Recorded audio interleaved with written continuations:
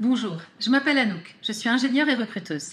Aujourd'hui, on va parler d'une partie du CV que les candidats souvent ont du mal à aborder, la partie compétences. Le premier réflexe, pour un ingénieur qui fait la partie compétences du CV, ça va être de lister toutes les technos, tous les outils, tous les environnements de travail sur lesquels il a travaillé un jour dans sa vie.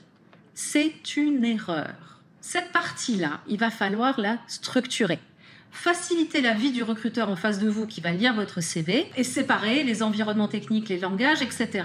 Mais aussi, pensez bien à y ajouter d'autres compétences que vous avez. N'hésitez pas à faire des sous-parties. La partie technique, mais vous pouvez aussi mettre une partie organisationnelle ou une partie management.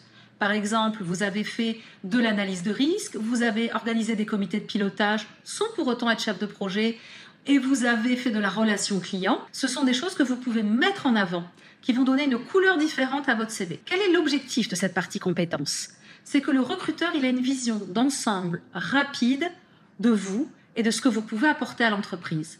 Et il va regarder si ces compétences matchent avec celles de l'offre d'emploi qui est à pourvoir. Facilitez-lui la vie et montrez et mettez tous les atouts de votre côté. Il y a un piège, ne mettez pas des compétences sur lesquelles vous ne voulez pas être contacté. Je m'explique, vous avez travaillé sur du C++ il y a longtemps, ce n'est pas ce que vous souhaitez, ne le mettez pas en avant dans vos compétences. Mettez simplement ce que vous avez envie de faire aujourd'hui et ce que vous pouvez apporter. Et là, vous allez montrer clairement la couleur du poste que vous visez.